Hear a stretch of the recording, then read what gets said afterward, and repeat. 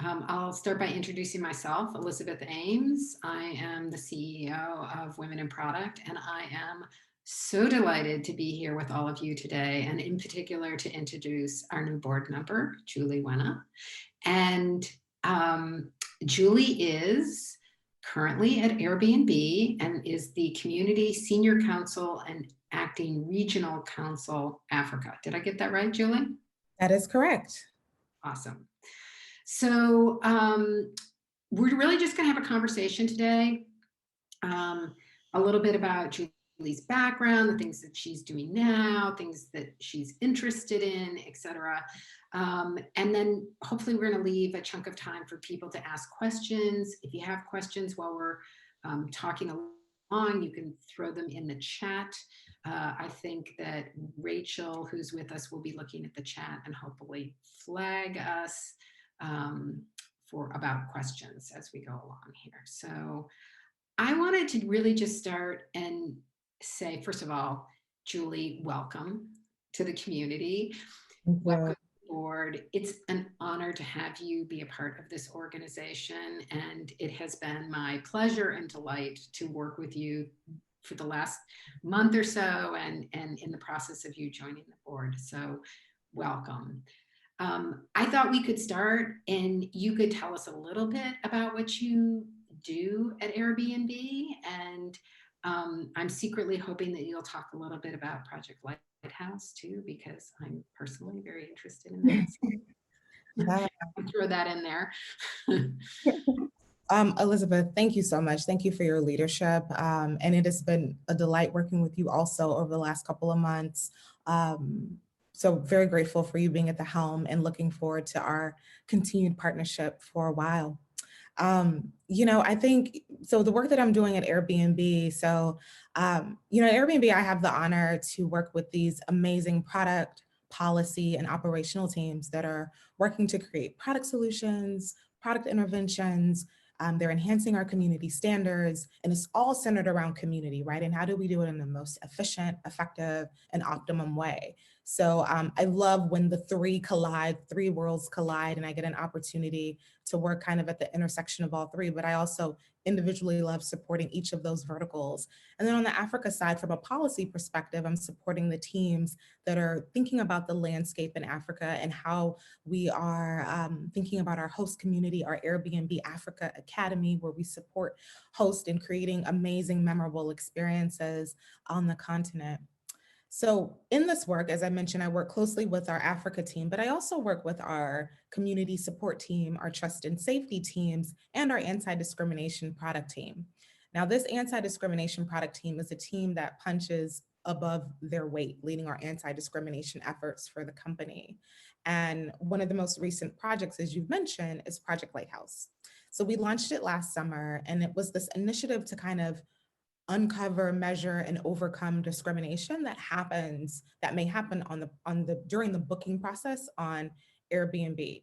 Now, what I will say is this project was many years in the making. I worked on it since I got there in June of 2017. And it's not that the team was taking a ton of time or anything. It's just the team was very intentional about building this product and building this project, because there were many civil rights considerations to think about, many privacy considerations to think about. And it was very important for us to approach this work very deliberately, very intentionally, and very thoughtfully. So we consulted many civil rights organizations and privacies, including Color of Change, who was actually who was our partner in announcing and launching this project. Now, what I will say is the team that put this together that I mentioned is, I think the beauty in building inclusive products is that you have to have a team that is, not just diverse in perception, but also diverse in skill sets and the education and acumen that they bring to the project. So we have an amazing product manager who is a woman, and she's fabulous. And she leads this team of engineers and designers and researchers and data scientists as we're on this journey to create a more equitable community. So, that I get emotional thinking about the project because not just because of the time spent, but because of, you know, it's no secret that in 2016, Airbnb had some very public issues with respect to discrimination on the platform, and it was something that really struck a nerve with the company. And we created product interventions along the way as a result of understanding the needs of our community. One of those product interventions was instant book, so being able to instantly book, and we did that product intervention in 2017. So now you can instantly book with a person. There's no back and forth with, well, what do you think about this? Can I stay here? Can I do this? So that was one product intervention we created. Then in I think late 2018, early 2019, we launched removing the profile avatars in the booking process. So now I'm just going to look at everyone in the room. So if Sohi Pio, I hope I'm saying that right. Okay, I got the thumbs up, 2 thumbs up. So that's great. So if Sohi is coming to my listing and is now wanting to book with me, I can't see Sohi's profile until I hit accept. And we're hoping that that is, in fact, going to reduce any bias that I may have in reviewing that profile for acceptance. So that was another intervention. And then this Project Lighthouse was just kind of the thing that we launched as, this is going to help us study in granular detail. And we are very pleased and very excited about it. I mean, we've had a couple of other tech companies reach out to us. The white paper is open source. Like, this is nothing that we want to hide or keep from the public. We want people to know how to approach this work in their own companies. And we recognize that, and not just in the tech space. I mean, this is something that we're doing, with respect to any product or policy you're launching across multiple business industries. How are we thinking about creating inclusive products? And are there opportunities for disparate impact, which we may not fully appreciate? You can have the best intentions in trying to create a thing, but the impact may be adverse in nature. So how do we prevent for that on the front end? Yeah, I mean, I love the leadership, the industry leadership of this project, and also the thoughtfulness and that realization that you can make changes and think that they're the right thing to do and have them backfire on you. So that thoughtfulness is it's just such a great example of what can be done, I think, with a thoughtful approach. So yeah, it's really awesome. So what prompted you to go from government service to tech? I know I've asked you this question before early on in the process, because Yeah. you spent, a big part of your career in government service and other spheres, not so much in the commercial sphere. So you kind of made this big leap into tech of all places. How's Yeah. that? Yeah, I mean, it's crazy. It's like, okay, what prompted it? How did it happen? I mean, I will say, first and foremost, I think I want to share, if it's okay, Elizabeth, like what even prompted me to go into government service. And Yeah, for me, it was, I had my first interactions with government very early with respect to immigration in a very potent way at an early age. So having my father deported in front of me at 7 years old, and my younger sister at the time, she was about 4 then, for working a newspaper job. He had a paperboy route before he went to school, and it was a violation of his student visa. But he worked the job because my mother was pregnant with me, and he needed to pay for prenatal care. So seeing that physically, I think, and him not being able, and us not having the resources at the time to get an attorney or get access to support. And it was something so minor that he was deported from that could have been remediated, but then he was physically not with us for 20 years, right? And that shaped my desire to like really want to help people, especially people who don't have access. So even though I'm in tech now and I'm like representing companies, I'm like, cool. But like, when I serve on an advisory council for the Tahereh Justice Center, which is an organization that supports immigrant human trafficked survivors. So I get more like super excited when I'm like helping someone who like does not have access, doesn't even understand the rule of law, doesn't understand their rights and their protections. And I want to be clear, I also enjoy working at Airbnb, but I'm just saying it feels different when you're supporting someone who has no access at all, right? So that's what prompted me to government service. My dad being deported, the scar it left on me, a scar that I was ashamed to show for 2 decades. Um, and, and I think it was watching Claire Huxtable on the Cosbys or Benjamin Matlock. Yes, I watch Matlock, you can judge me. Or Maxine Shaw on Living Single. And representation matters. You can't be what you don't see.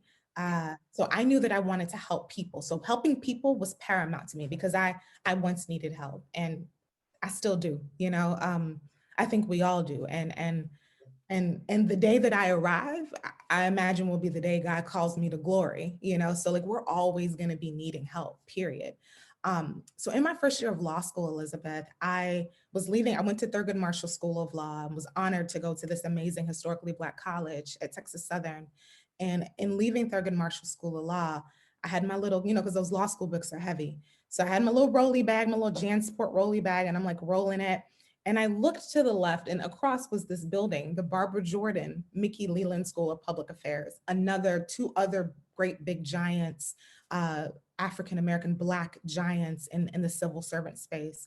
And I saw a quote on the building that said, like nothing is greater than like turning your like perseverance into a commitment to people. It was just these beautiful words. And I went in the building and I was like, I need to go to school here. Can I do a dual degree? Like, and I just met Professor Carole Robinson, and he got me into the joint program the next semester.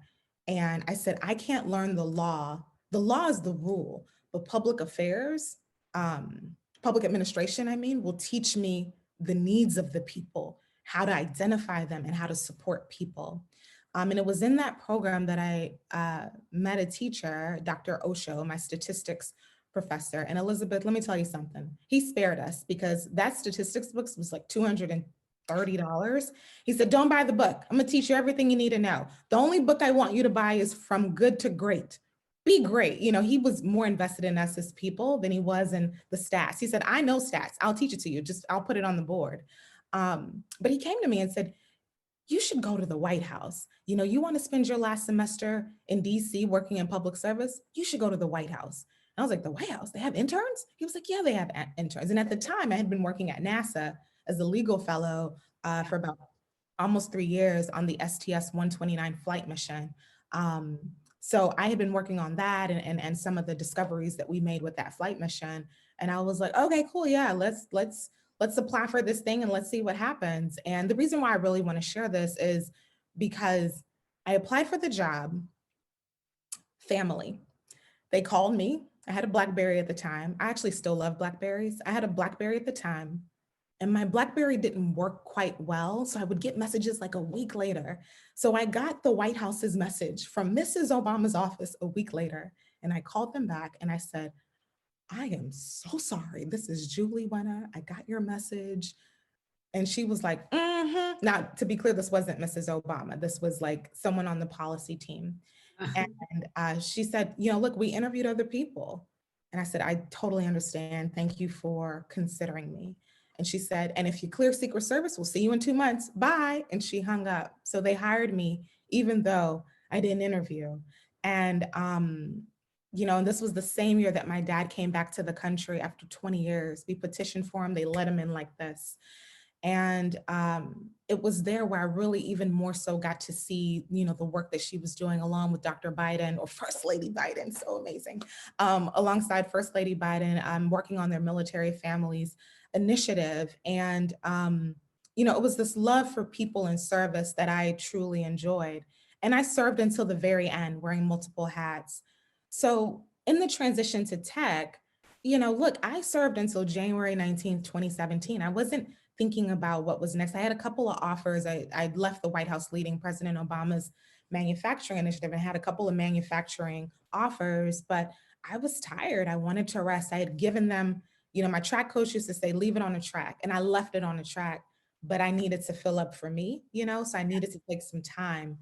And the general counsel at Airbnb reached out and got my resume from someone that I worked with and said, I'd love to talk to you. And I was like, I'm not interested. And it had nothing to do with him, but everything, but like everything to do with being tired and needing a break. And but when I got on the phone with Rob Chestnut, it was something about him. And at that moment, I no longer care. I didn't care about brands, like names, where am I working?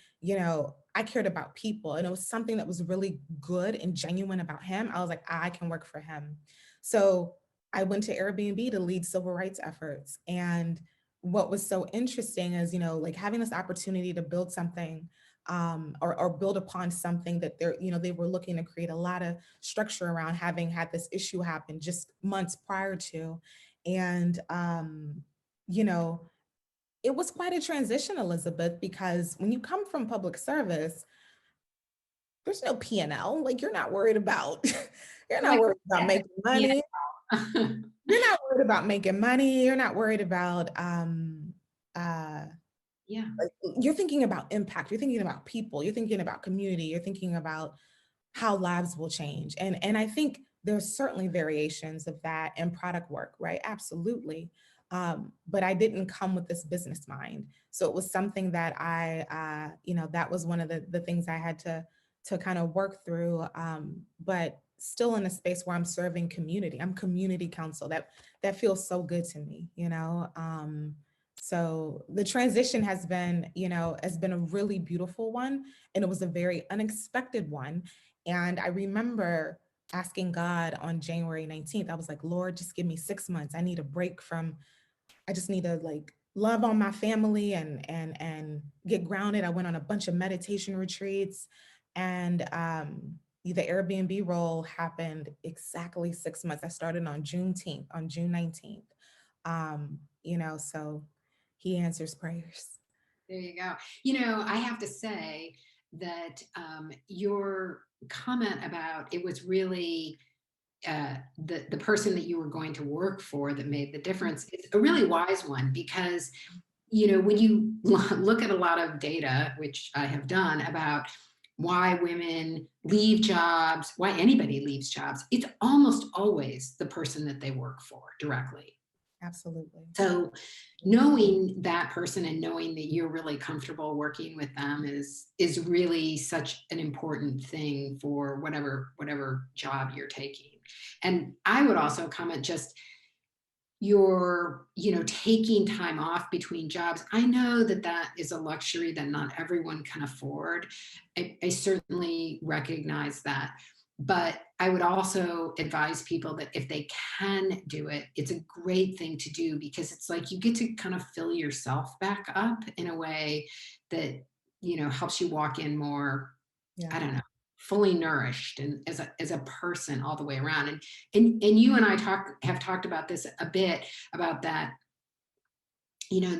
not just your job, but your job in the context of your life. And how does all of that fit together, right? So you're a whole person, not uh, That, just a partial person focused on one part of your life. that's right. That's right. And I'll add to that, and I think we've said it. I think I've told you a little bit about the way I define it, your album versus your mixtape. There are two things that come to mind with that comment. I have this organization called the Album and the Mixtape. And the way we define your album is, when you're a musician, your album is your contractual obligation to a label. You got to produce X amount of records, you do Y shows, you get Z royalties. But your mixtape is this passion project that you put out in the world that has no constraints on what it needs to look like.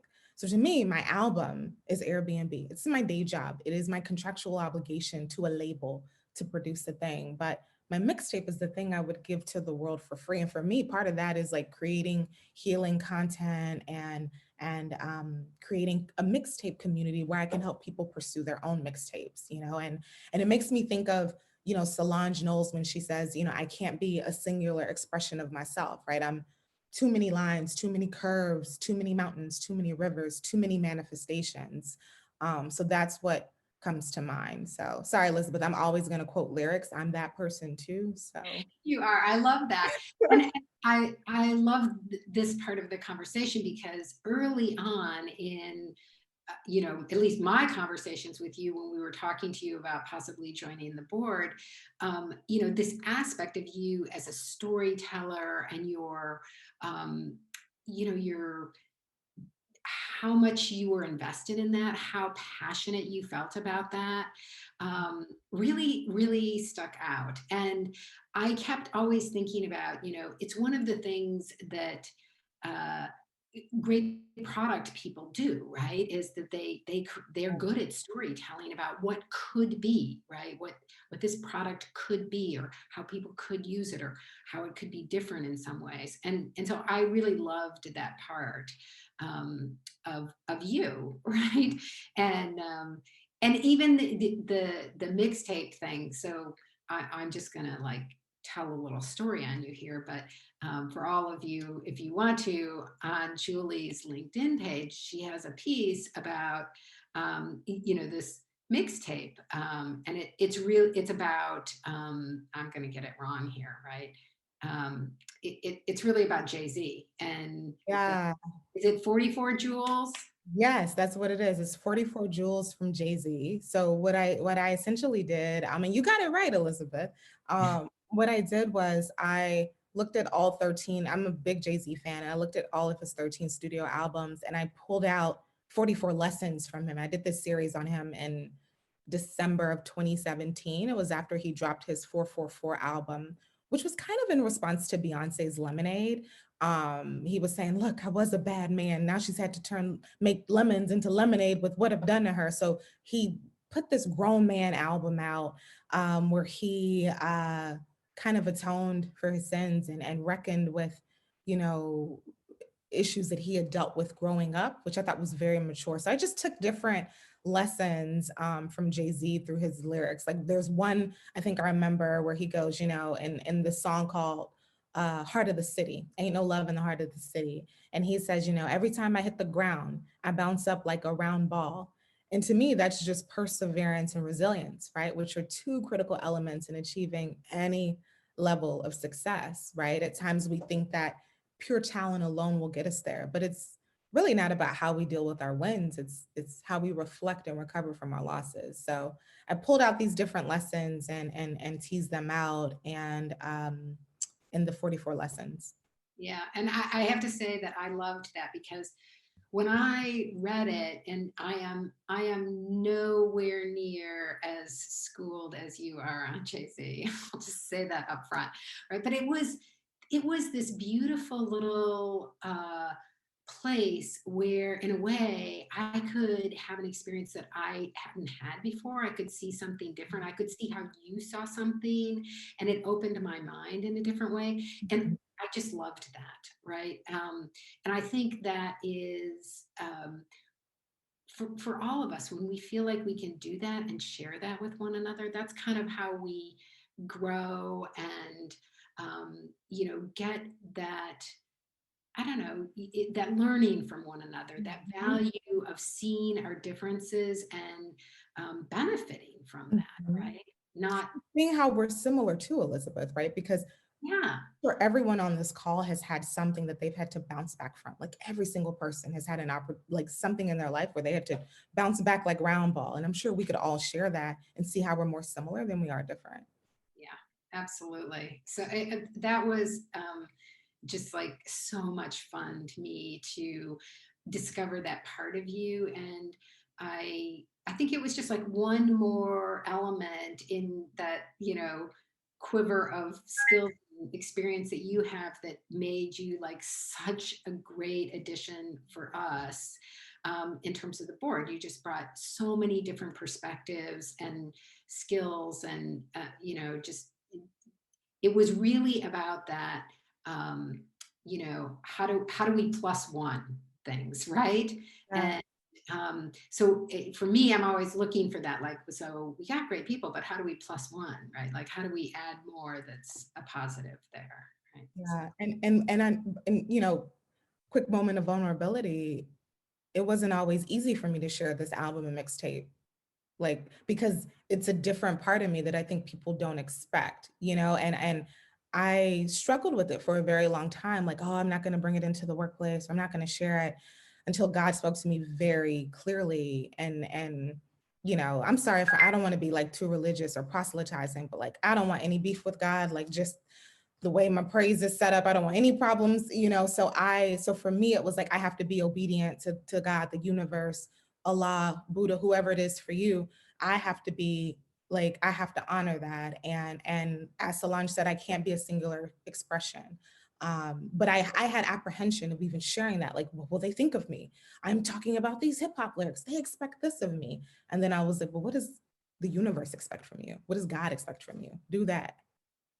And I kind of, it's an interesting thing because I suspect that a lot of you that are on this call with us, may work in environments where you feel a bit isolated, and it feels very uncomfortable when you're isolated to put that vulnerability out there, to show other sides of yourself. And I'm not going to sit here and tell you that you should necessarily, because there are clearly some situations where you shouldn't.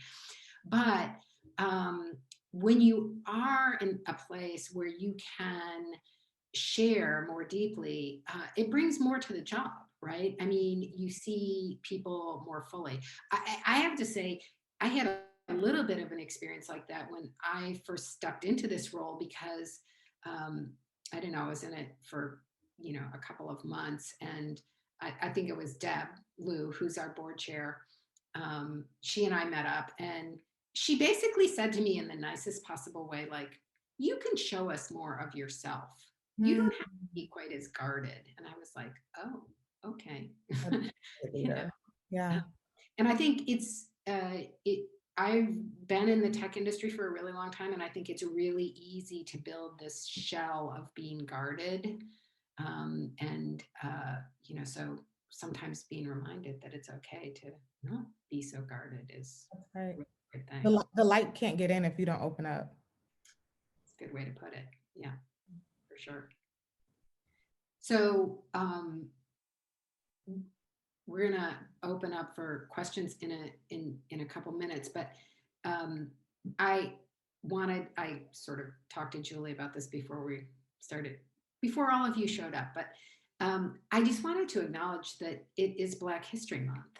And so when you were talking earlier and you mentioned Thurgood Marshall, and I only half jokingly said, oh, well, I'm old and I remember all of those names and those people and who they are, et cetera. And which is really a privilege for me.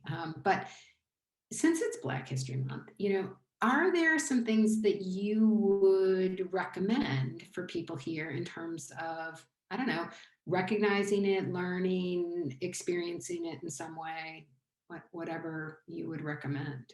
Yeah. Well, first of all, hashtag buy Black. I have on Ivy Park right now from the Queen Beyonce. Um, so support businesses, support, all underrepresented businesses. But, I think, since last summer and since George Floyd was murdered, Breonna Taylor, just many people, Ahmaud Arbery, it's very interesting because, I'll just be honest, I struggled with an awakening that other people around me were coming to that I had been living with for some time, which was hard to grapple with. And I had a lot of amazing friends, very well intentioned, reaching out like, "Are you okay?" And it's kind of like, "No, I'm not." And for me, a lot of people don't know, but um, my childhood friend from middle school and elementary school was very close with George Floyd.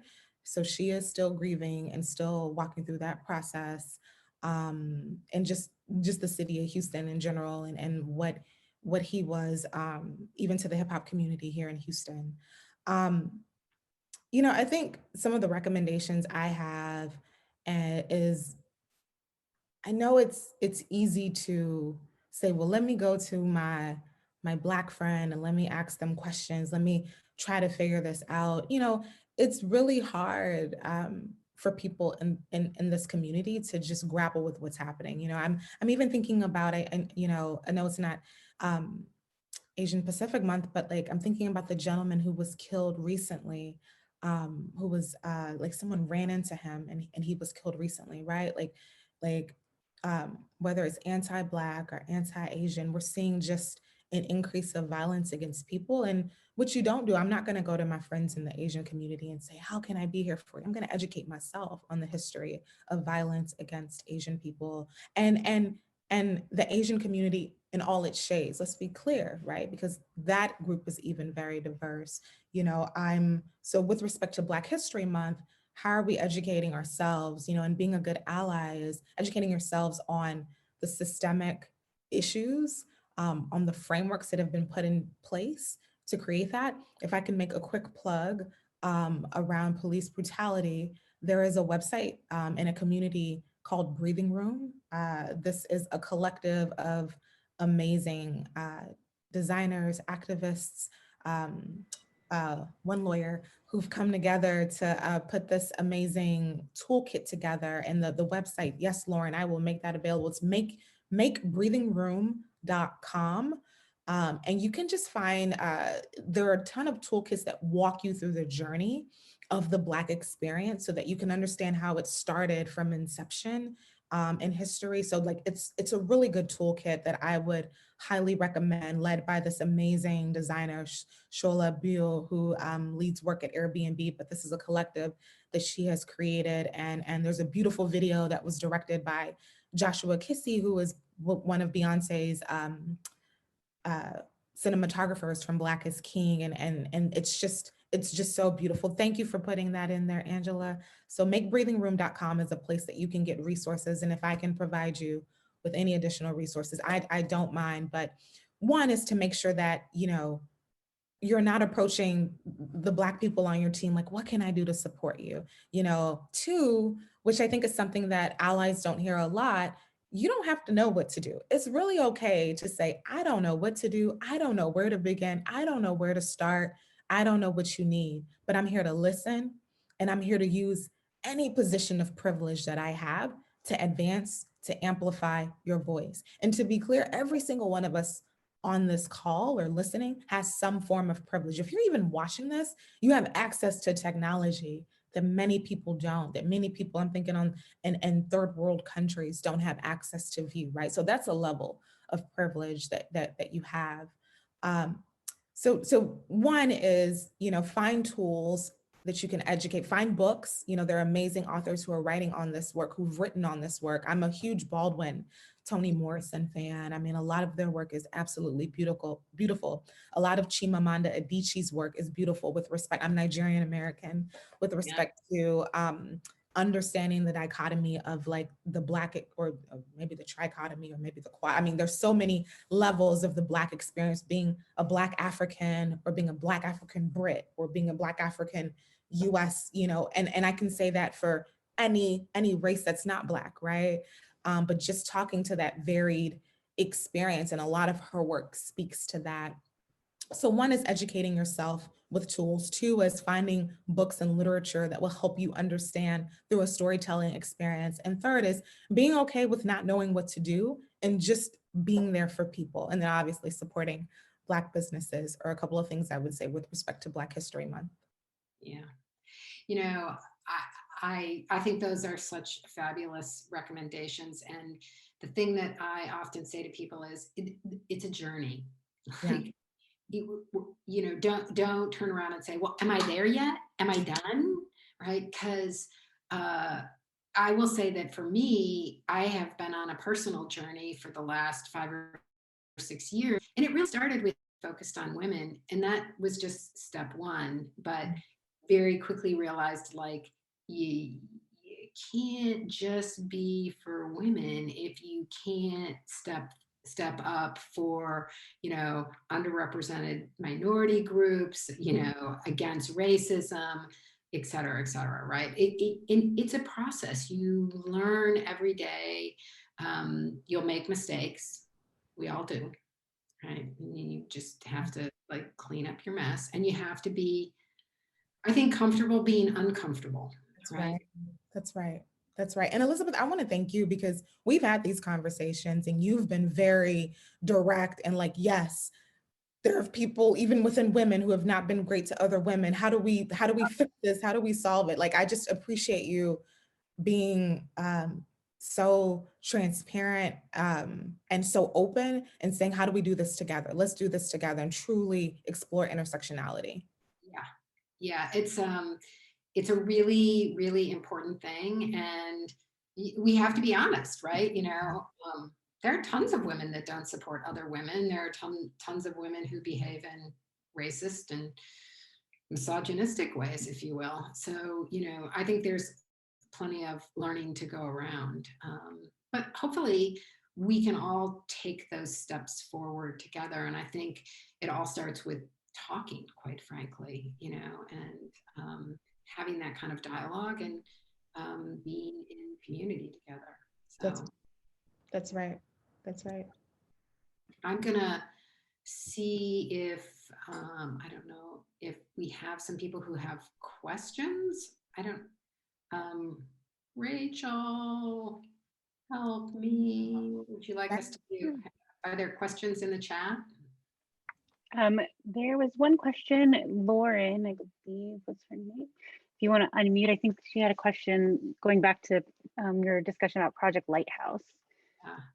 Yeah, sure. I was just asking, I mean, I think it's great how with Airbnb, how you spent several years working on anti-discrimination and how you had made it so that at least the avatars don't show until after you connect with someone. But what I was curious about is people could still have biased viewpoints once they're having their stay. So I'm wondering if within that project, when you were working on it, if there was any kind of monitoring, let's say, with how they actually left reviews afterwards. If you noticed, let's say, whether it was racial or some other kind of prejudice where you noticed that it was a little bit I think you know where I'm going, but if it was impacted in any kind of way, and if that was worked on as well. No, that's such a good call out. Lauren, thank you so much for that question. And I love your photo, just to say, like the Well, roses. thank you. That was in Prague before the pandemic happened, so it was exactly a year and a day ago. Wow. Well, it's a lovely picture. I love it. Thank you. Yeah, no, that's a really good call out. Now, what I'll say is, what I can say is that, you know, we have a team that works on our proactive efforts, and then we have a team that works on our reactive efforts. And I also counsel that team, and that comes out of the community support team and also the trust and safety team, but primarily out of the community support team. So these are the things that we have created policies and enforcement. We have a non-discrimination enforcement policy that we've created that's pretty extensive, and things like coded language and slurs even are covered by this policy. We have a whole framework built around it and how we manage it. So that is something that is certainly thought about, and that's part of the process and the work that we do on the back end. Because you're absolutely right, things can happen in person, and like, quite frankly, that stuff has made the news, so it's things that have been seen. And then in the review process, there could be potential for introduction to bias, because at the end of the day, we're humans having experiences with other humans. We come to those engagements and interactions with our lived experiences, whether wrong or right. We still come to the table with our lived experiences, and our goal is to figure out how do we mitigate that and eliminate that, but really, how do we study it and understand it so we can prevent it on the front end. But truly, Lauren, unfortunately, someone can put a thing on the back end, but we have a process to enforce and manage those types of escalations and claims. Yeah, thank you for that. Yeah, I didn't even think of like the slur end of it, where when people are exchanging messages, which of course, I mean, like at least that could be found. I was thinking more along the lines of just when that they, how do I put this? That it's not necessarily saying anything racist in their review. It's just that they have a more negative viewpoint of their whole, like they're less forgiving of certain things. Let's say, for example, like, oh, they did this, and it's like, would they have just let it go, or not even, like, are they looking for problems per se? But I think it's just, there's so much work even outside of Airbnb that needs to be done, that, I mean, you could only do so much. But thank you for answering that. Yeah, I previously worked in hospitality too. So and I've also used Airbnb, obviously. So Hello, thank you my for fellow that. hospitality sister. And I completely agree with you on that. You're right. Like we can, I wish we could fix discrimination in the world, but we can't, right? Like we can't. And people again are coming with their own perspective, but you're right. People may treat different people or have different preconceived notions on what they expect to come from a certain person. And I think you hit the nail on the head. Like discrimination, you don't see a lot of overt cases of discrimination. You really see the latent kind of microaggressive small indignities that happen. But that is something that we certainly enforce upon. It doesn't have to just be overt. We enforce upon things that we see that may be latent in nature, that fall maybe within coded language. So Carol, I see you, but I'm going to say your name wrong, but you had your hand up. So tell me how you pronounce your name first. I'm sorry. Hi, Elizabeth. My name is Ufama Regane. Okay. I'm not even going to try and say it because I'm sure I'm going to butcher it. But you had your hand up, and so I just wanted to see if you wanted to ask a question.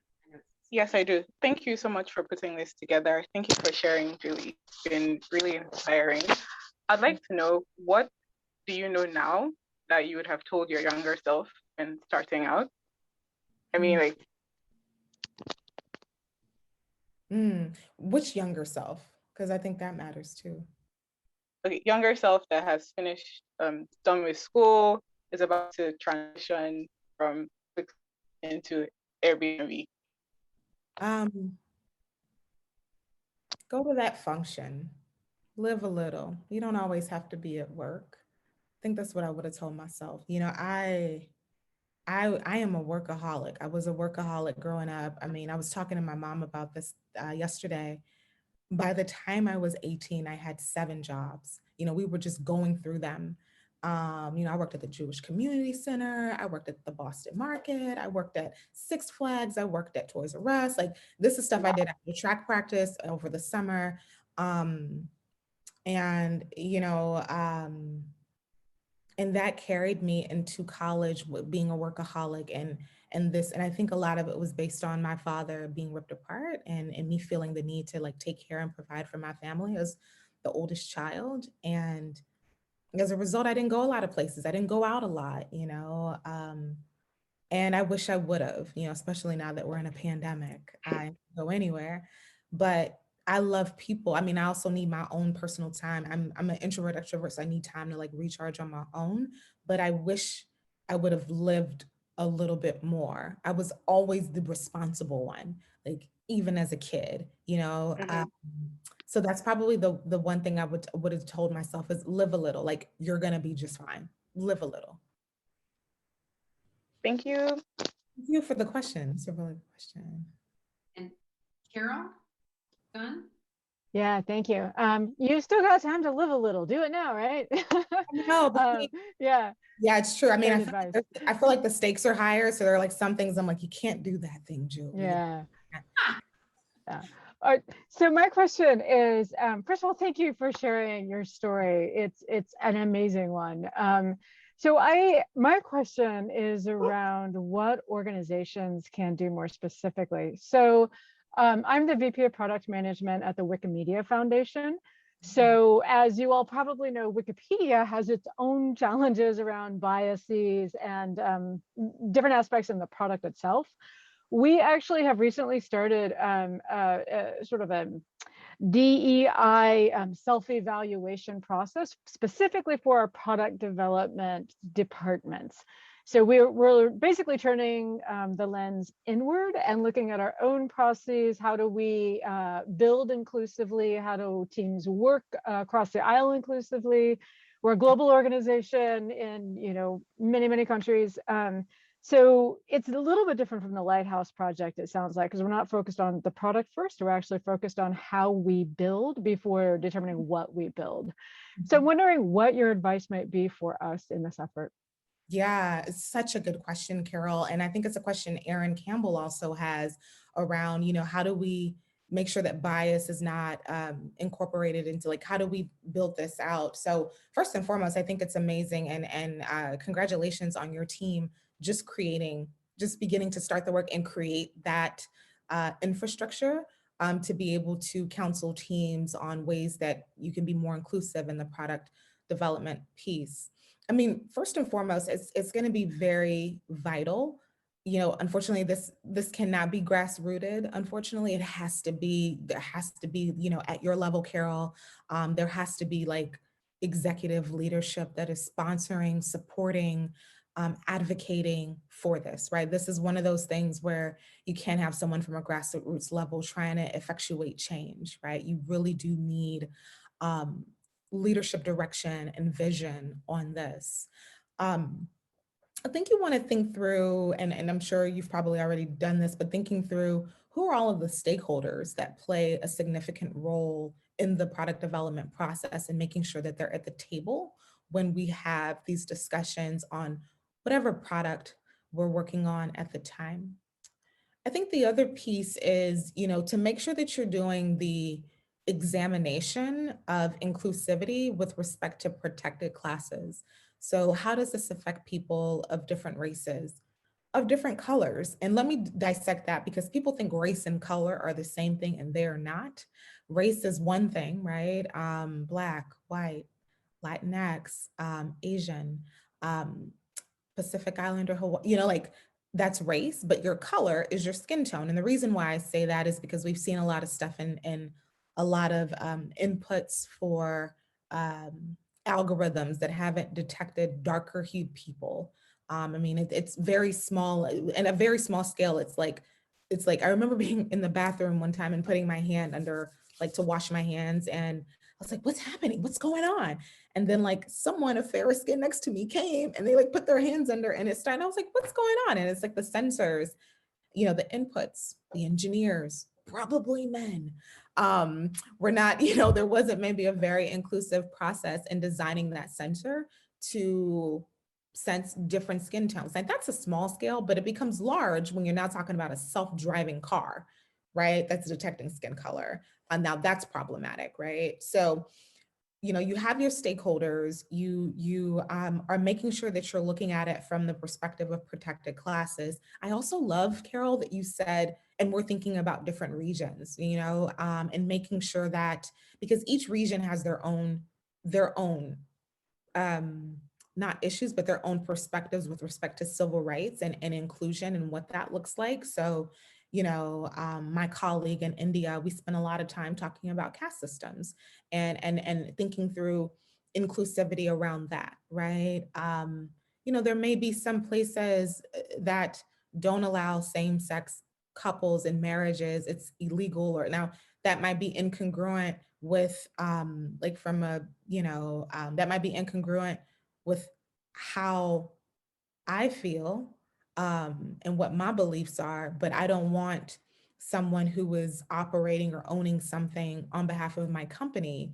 They're doing something that would subject them to, and that's it's not a poor example, but that one is such a difficult one for me to like wrap my head around, because I'm like, no, like same-sex couples can get married, can be together, but in some places it's illegal and people can be killed. And I don't, I don't want that. So,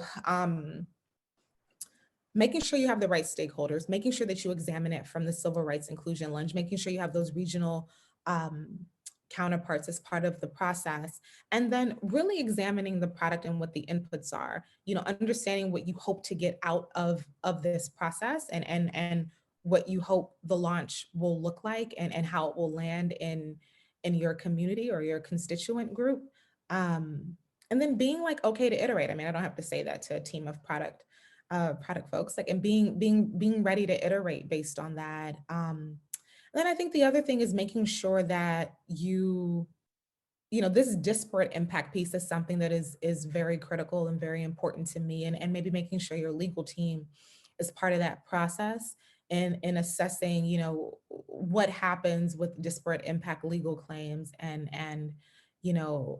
at what point are we like close to the line on the risk, not too like far away from it.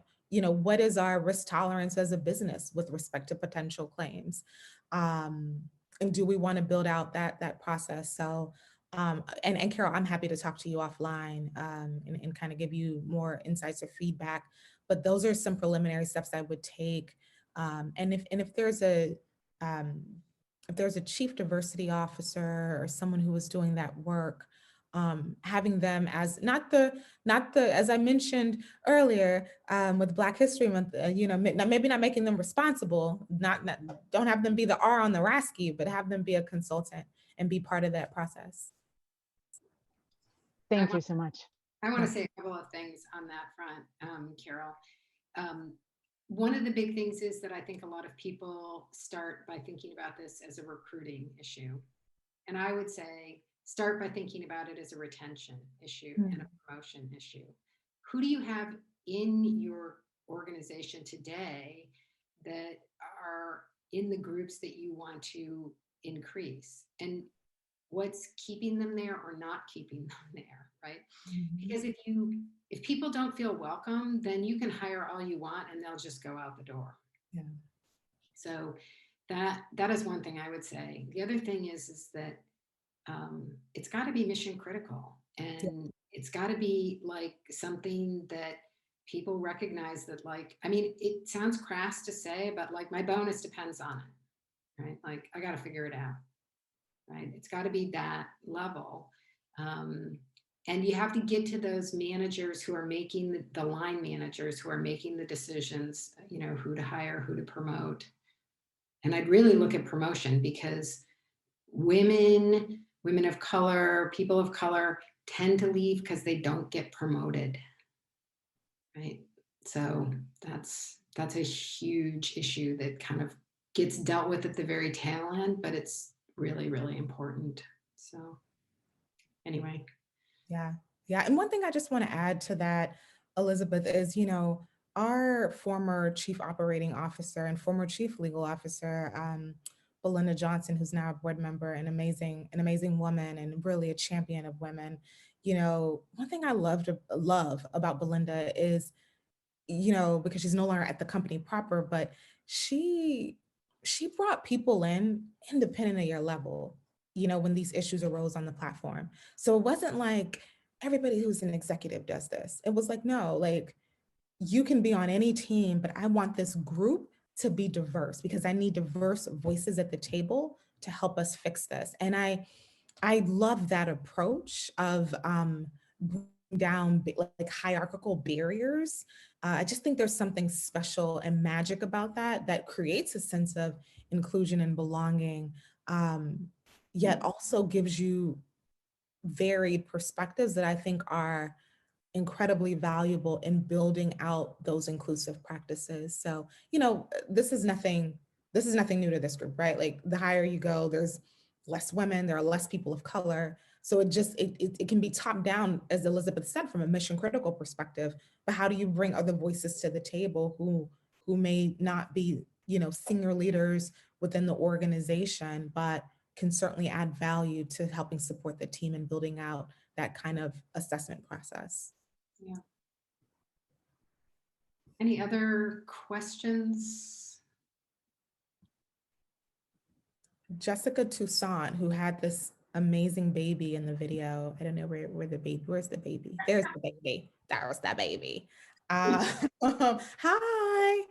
I know there's a couple. I've seen, I think, hopefully I'm getting your name right. Io? You had someone behind you who was like making me laugh for Io did too? I just Yeah, love it. I'm so here for it. yeah, It looks lovely. like Jessica has a question around any advice for influencing leadership to start a group. So, okay, to start like an anti-discrimination kind of product team. I will say, and I think that's the question, Jessica, I'm not sure. But this is starting to become like a new and emerging space. I mean, you're seeing, I know a couple of folks who have been hired in these kind of roles at other companies. So I'm starting to see it. It's not public yet, but I'm starting to see it kind of permeate more and more. A good friend of mine, Annie John Baptiste, is doing this work at Google as the head of product inclusion. And she's such a total rock star. And she's doing this work there. I know there are a ton of people who are doing the work, but not in such there's not a lot of people, but people are starting to recognize the importance of making sure that products and policy and even processes are equitable in their development and in their impact, but more so from inception, because what we don't want to do is have these continuous feedback loops of things where we're like, oh, if we would have been more proactive with the creation of this thing, we wouldn't be in this space. So Jessica, I think to your question, I mean, I think it's making the case by showing what is happening in the industry, what's happening in the market, right? Here are a couple of organizations that are doing this work, depending on your industry, like if it's technology, I get really scared about technology and algorithmic bias and like that. Like, I remember one time my chief legal officer, I asked him what, I was asking him a question during one of our like Q&As. And I was like, what keeps you up at night? And he was like, what keeps you up at night? I was like, disparate impact. Disparate impact keeps me up at night. It actually really does. So I think, it's a slow and steady thing, right? Influence is slow and steady, right? Obviously it's relationship building, it is credibility building. And I'm sure, Jessica, that you are a total rock star in your organization and you've built that capital in order to be able to share, look, this is what I'm seeing in the industry. We need to start leaning towards this. We need to be proactive about it, forward facing. I have a couple ideas. Why don't we pilot this one thing out? H2 goal, not needed right now. You can just you can throw it down and just work on it and be able to have a win around it. And Jessica, I am also available if I can help you brainstorm what that could look like. Thank you very much. Sorry, I'm staying on mute because 3 small children means very loud background. So thank you. Your hair is so pretty. You say thank you? I love your hair. Say thank you. Girl. That's awesome. Oh, she's blushing. I feel that way sometimes too. Let me hide behind my hand. Well, Julie, thank you for taking the time out of your day today. Thank all of you for joining us. We totally appreciate it. If you have other questions, feel free to throw them in the info@womenpm.org email address, and we'll see if we can't compile them and post them somewhere. I don't know. My staff is now screaming in the background. What is she committing to? Oh my God. I think we answered all the questions. I'm trying to see if there's anything we missed. I think we answered everything. Hopefully so.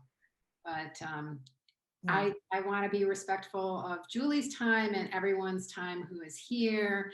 So I want to say thank you. Thank you so much, Julie. Thank you, all of you, for joining. It was great to have you here. And I think Julie and I are hoping to see you at the conference in May. Oh, so yeah. Both of us will be there. So can't wait. Anyway, thank you all. Thank you. Have a good week.